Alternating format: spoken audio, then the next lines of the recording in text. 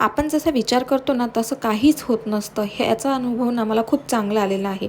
म्हणजे आपण कोणती गोष्टी अशी विचार केली करायची आणि ती व्यवस्थित अशी झाली ना, असं होतच नाही. काही ना काही त्याच्यामध्ये अडथळे येतातच आणि माझ्यासोबत ना हे चांगलंच घडलं.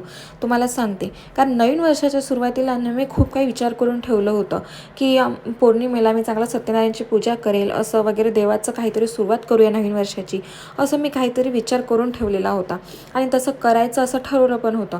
पण नवीन वर्ष लागल्या ना आम्हाला लागलं सुतक आणि सुतकात तर 13 दिवस ना काहीही देवाचं करायला चालत नाही. मग कशाचं 2 तारखेपासून ना संक्रांतसुद्धा करता आली नाही मला. म्हणजे ना पूर्ण दिवस सुतकातच चालले.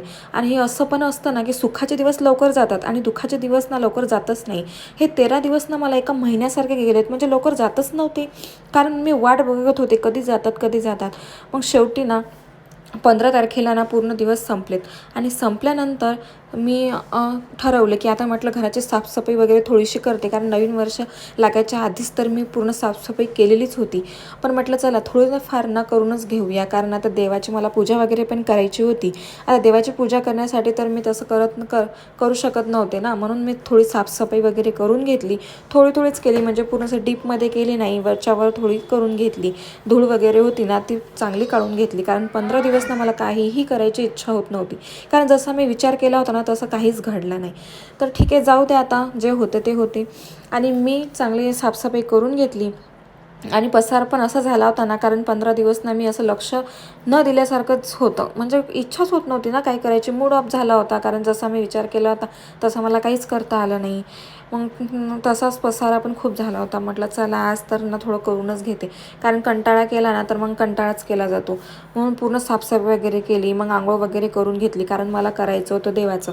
आणि देवाचं पूर्ण साफसफाई करायची होती. मी आळंदीला गेले होते दर्शनाला नवीन वर्षाच्या सुरुवातीला. तेव्हाच ना मी काही देव वगैरे आणले होते, कारण आधी ना माझ्याजवळ काही असं एवढं देवांचं सामान वगैरे नव्हतं. मंदिरसुद्धा मी विकत घेतलं होतं. म्हटलं नवीन वर्षाच्या सुरुवातीला त्याच्यातच आपण देव ठेवूया, पूजा करूयात, चांगली सुरुवात करूयात. आणि खूप काही मी आणलेलं होतं. मग देव वगैरे ना तसंच मी त्यांचा अभिषेक वगैरे करून घेतला, पंचामृत तयार करून. आता साधंसुधंच केलं होतं, काही असं ह्यांनी केलं नाही मी.